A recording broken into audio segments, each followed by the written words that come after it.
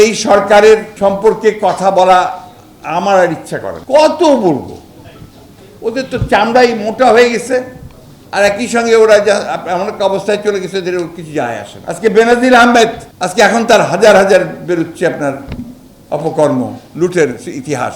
তখন দেশ স্বাধীনতার জন্য আমরা লড়াই করেছিলাম, আর দেশ রক্ষা করার জন্য এখন এই লড়াই। এই দেশকে বাঁচাতে হবে, সেই লড়াই এখন। ওই যে আমি একটা গল্প বলি মাঝে মাঝে, একটা হালকা গল্প। সেটা হচ্ছে যে আপনার ওই যে এক লোক জীবন যুদ্ধে পরাজিত, সে আপনার আত্মহত্যা করে বলে সিদ্ধান্ত নিয়ে নদীর পাড়ে, উঁচু নদীর পাড়ে গেছে, ওখান থেকে ঝাঁপ দিয়ে খরস্রোতা নদী সে মারা যাবে এটা ডিসাইড করছে, আত্মহত্যা করে। ছেলে বউ সবাই তার উপর বিরক্ত হয়ে সে কিছু করতে পারে না, আয় করতে পারে না, রোজগার করতে পারে না, খাওয়াতে পারে না। লাভ দিতে যাবে, ওই সময় আজরাইল থেকে টেনে ধরেছে, পিছন দিয়ে কলার টান ধরছে যে কি করো তুমি? আমি তো মরতে চাই, আত্মহত্যা করতে চাই, কারণ আমি তো ব্যর্থ হয়ে গেছি। না, তোমার লাভ নাই তো, তুমি তো মরে গিয়ে মরতে পারবা না। তুমি মরবা, পানি খাবা, ঝাঁপ দিবা, পানি খাবা, কিন্তু মরবা না, কারণ তোমার সময় এখনো হয় নাই। আল্লাহ তোমার সেই টাইম এখনো লেখে নাই। কিন্তু আমি তো বেঁচে কী করবো? আমি তো আবার ফিরে গেলে আমাকে বাড়িতে গিয়ে আবার সেই পরিবারের স্ত্রীর, পুত্র সন্তানদের গঞ্জনা সহ্য করতে হবে। তো হচ্ছে তুমি এক কাজ করো, আমি তোমাকে বুদ্ধি দিই, তুমি ফিরে গিয়ে ডাক্তার অমুক দাম একটা ওই লাগাই দাও, যেটাতে তুমি তোমার যা নাম। আমি ডাক্তারের কিছুই জানি না, আমি ডাক্তারি করবো কি? ওই তুমি শুরু করো না।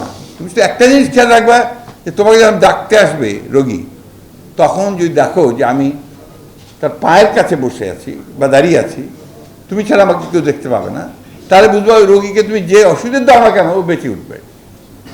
আর যদি দেখো আমি মাথার কাছে আছি, তাহলে বুঝবো ওকে যে ওষুধই দাও সে বাঁচবে। তো এই আরও কিছুদিনের মধ্যেই তো সে আপনার ডাক্তারি শুরু করলো, কেউ রমরমা প্র্যাকটিস। আর এই ধন্বন্তরী ডাক্তার, যাকে বলে বাঁচবে সে বাঁচে, যাকে বলে মরে যাবে সে মরে যায়। সুতরাং তারপর কিছুদিনের মধ্যে বাড়ি টাড়ি গাড়ি সব হয়ে গেল। এই 4-5 বছর পরে যখন আপনার একদিন এই বাসায় প্র্যাকটিস সেরে বাসায় ফিরে এসছে, আপনার বিছানাতে আপনার খুব আরাম করে শুয়েছে, মাছের মুড়ো ঘন্ট দিয়ে ভাত টাত খেয়ে পাঞ্চি বুঝে শুয়েছে। তারপর তন্দ্রা আসছে, তন্দ্রার মধ্যে হঠাৎ দেখে যে মাথার কাছে আজরাইল। তো কেউ সালাম আলাইকুম দিতে যাবে, আমি আমার মাথার কাছে রায়, ও বন করে ঘুরে পাটা দিয়ে দিয়েছে আজরাইল। আবার যখন মুহূর্তের মধ্যেই আবার দেখা যায় আবার মাথার কাছে, তো বন বন বন করে ঘুরতে শুরু করেছে। তখন আজরাইল বলছেন যে তোমার এই বন বন করে ঘুরে আর কোনো লাভ নাই, তোমার সময় হয়ে গেছে। এর অবস্থা তাই, সময় হয়ে গেছে। ঘোরাঘুরি অনেক করেছেন, বহু করেছেন, এখন দয়া করে ঘোরাঘুরি বন্ধ করে সঠিকভাবে যেন আপনার দাফন টাফনটা ঠিক মতো হয়, আপনি যেন মানুষ আপনাকে মনে রাখতে পারে, সেইভাবে কিছু চিন্তা ভাবনা করে আপনারা সিদ্ধান্ত নেন।